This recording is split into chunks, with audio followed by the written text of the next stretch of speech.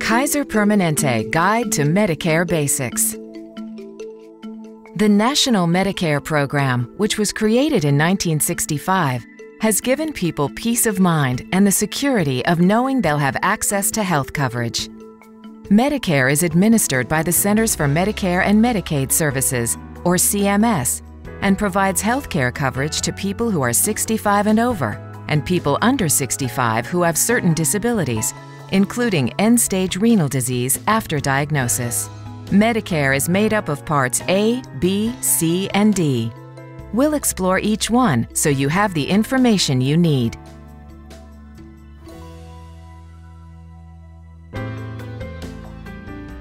Let's look at Part A first.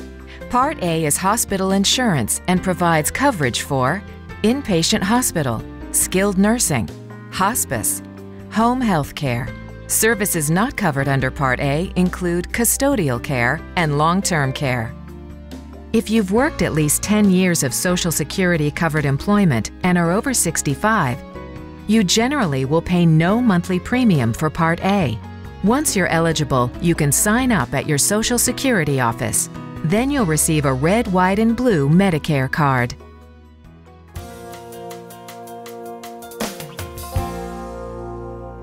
Next, Part B is medical insurance. It covers services like doctor visits, preventive services, inpatient and outpatient physician services, outpatient surgery, lab, radiology, durable medical equipment, dialysis, and other medical services and supplies not covered under Part A. If you qualify for Part A, you're eligible for Part B, and you'll keep your Part B benefits for as long as you continue to pay for them.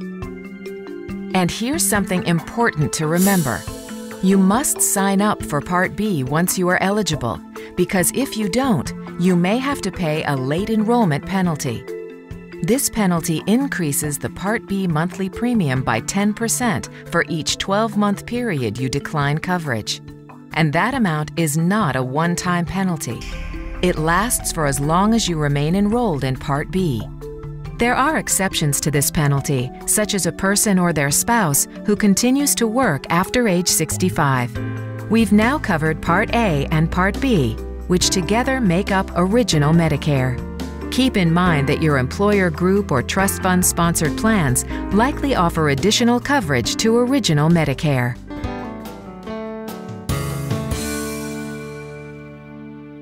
Let's move on to Part C, often referred to as Medicare Advantage. Part C is the part of Medicare that allows you to choose a private insurance company to provide your Medicare benefits.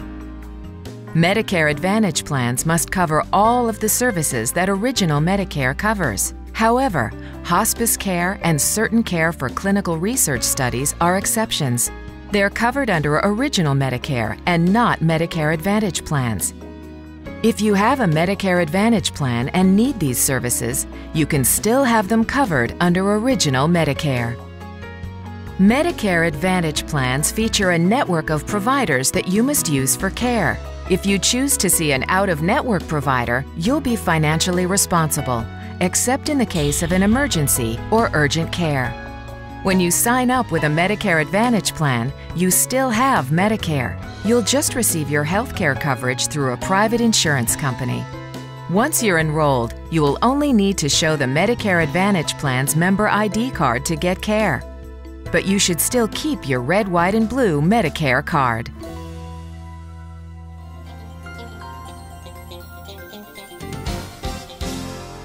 And then there's Part D.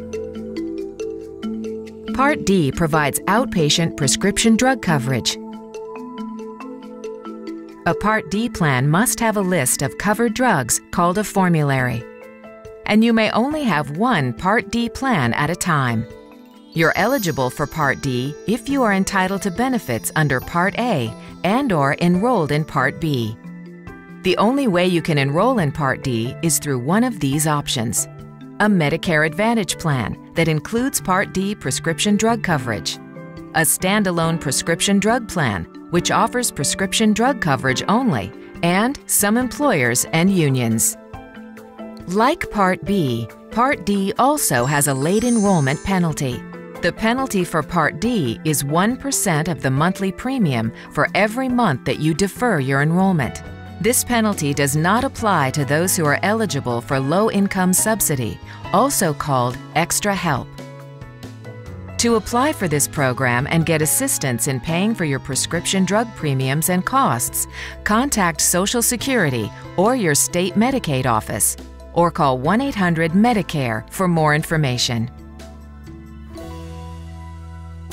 Now that we've gone over the 4 parts of Medicare and the benefits they offer, let's go over how and when you can enroll in Original Medicare.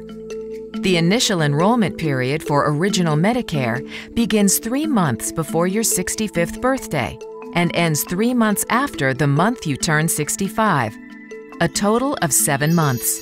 If you miss your initial enrollment period, you can sign up during the general enrollment period between January 1st and March 31st each year, and your coverage will begin on July 1st of that same year. If you decide to continue working after 65 but lose your employer or union coverage, you can take advantage of a special enrollment period, which is any time outside of the general enrollment or initial enrollment periods. In the next part, we'll discuss enrollment in Parts C and D. To be eligible, you must reside in the approved service area, have Parts A and B, and not be diagnosed with end-stage renal disease.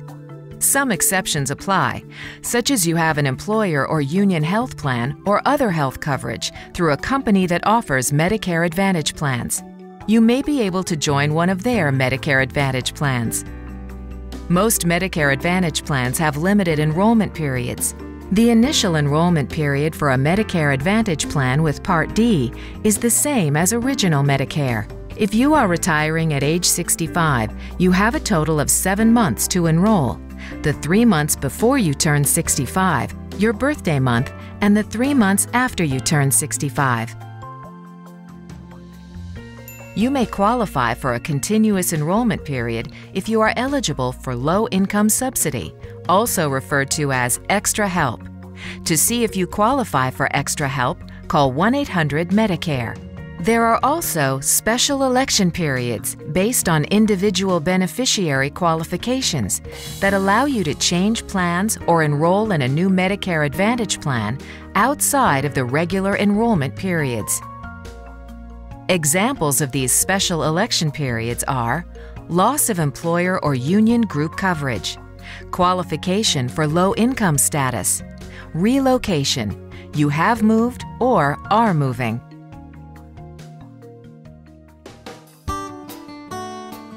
Now you have a smart, easy way to compare Medicare health plans apples to apples. It's called the Medicare Star Quality Ratings. Each year, CMS uses this system to evaluate all Medicare health and prescription drug plans. Plans are given an overall rating from 1 to 5 stars, 5 stars meaning excellent. These ratings are measured on over 50 different categories, including preventive care, chronic care, prescription drug services, customer service, and member satisfaction. Whether you're choosing or changing coverage, these ratings are a simple, fair way to compare plans in your area and help you make a more informed choice. So now you have the confidence of knowing the basics of Medicare, understanding what the 4 parts A, B, C, and D represent, the important enrollment periods, and the significance of the Medicare Star Quality Rating System. If you need more information about Social Security and Medicare, including Medicare Star Quality Ratings, please use these important websites and phone numbers displayed here. These references can also be found in our enrollment materials. Thank you for watching, and stay well.